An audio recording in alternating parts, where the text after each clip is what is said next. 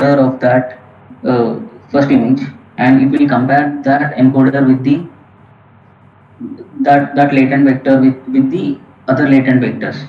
And if it finds very similar, like if you get some very similarity score between these two embeddings, it will show that related images for you. Google Photos or Google Images is also using the autoencoders to show the results for you. So that is also one of the application for that. And image reconstruction, that is what I just explained with the architecture, where you will be reconstructing the images. And whenever you give some noise, it will also reconstruct that. And the other example will be latent space clustering. This is where the variational autoencoders uh, comes into picture. You will be using variational autoencoders to find the latent space clustering. So these variational autoencoders are different kind of autoencoders, which are advanced. I will also explain that in this tutorial.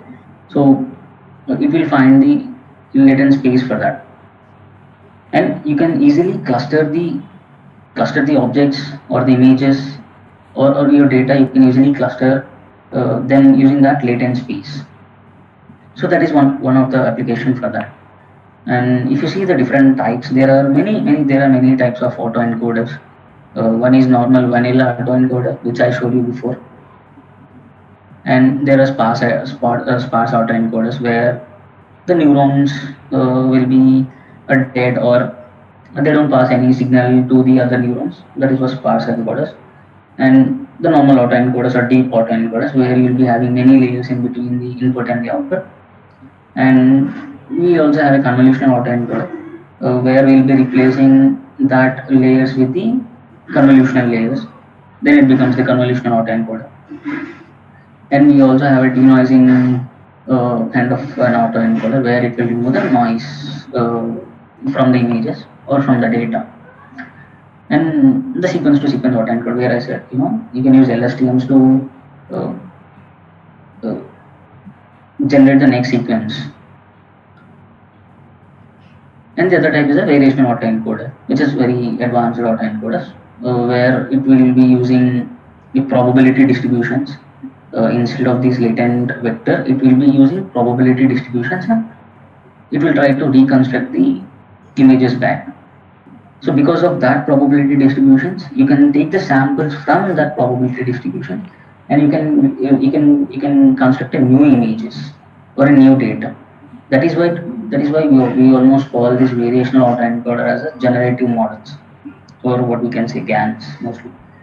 It is not completely a GAN, but it also generates images, or it generates the data.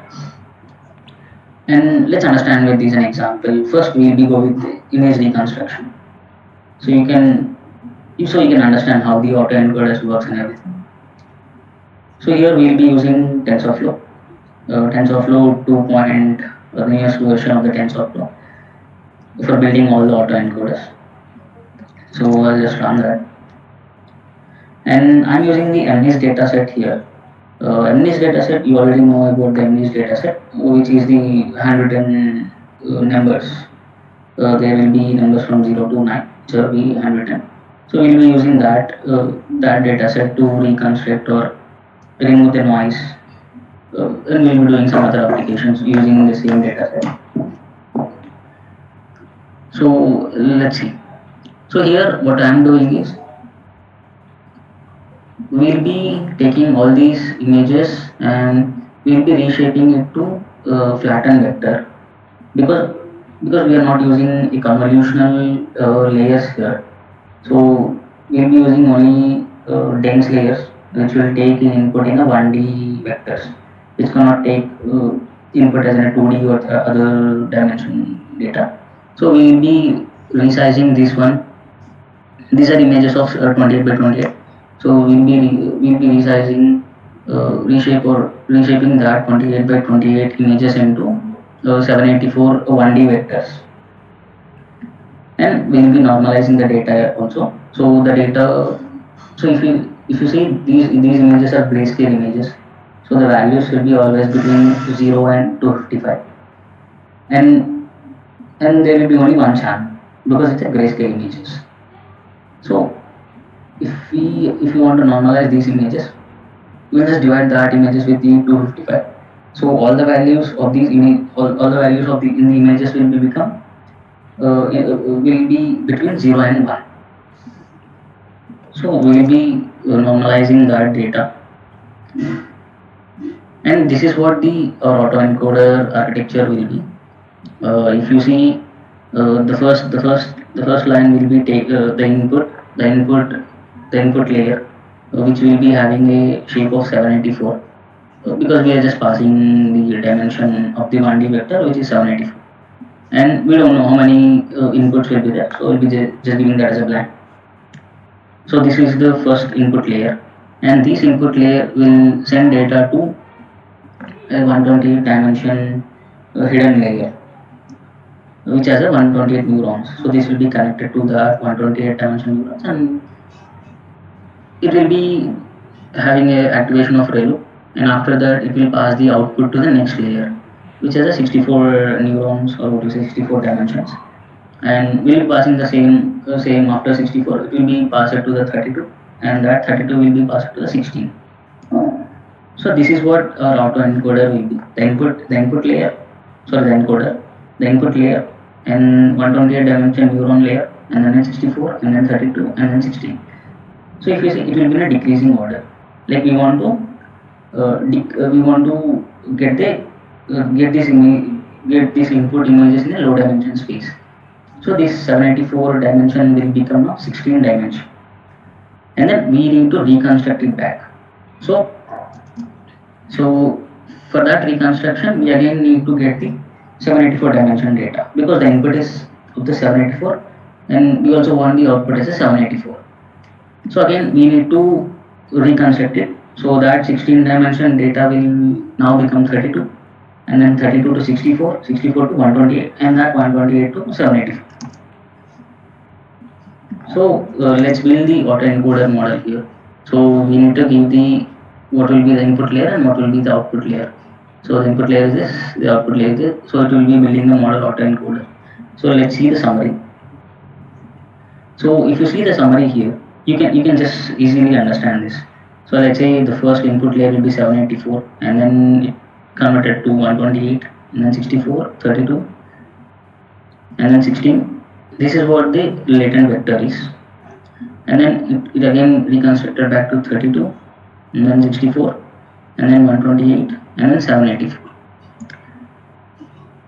So let's understand this in an easy way. So if you see this one, you can see the input layer is having a 784 dimension data, and this question mark will be, don't know how many images will be getting, so how many data will be getting, so it will take a question mark here. So it can take any kind of size of the input data.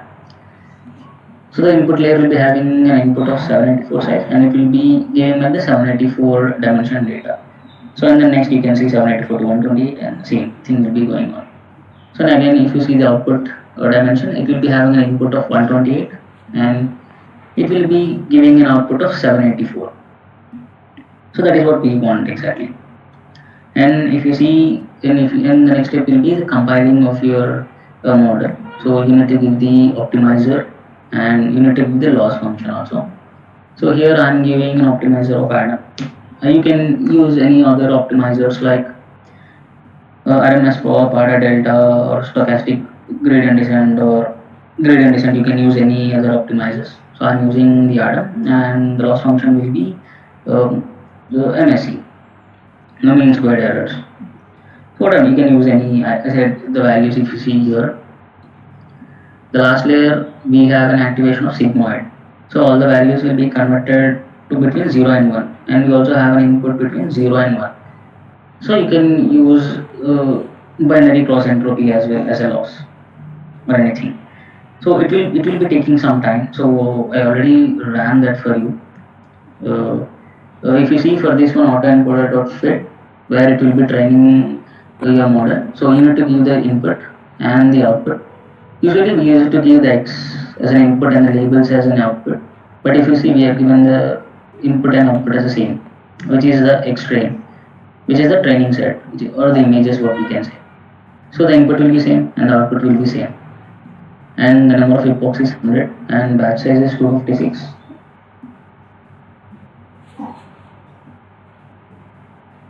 And if you see shuffle true, and the validation data set also will be giving the X test and the X test again, because we know the output is the same of input images. So already ran this one. So for 100 epochs, if you see the loss we got here for trained data set is around 0.0125, and for validation 0.0128, which is fair enough for us because both of them are very close.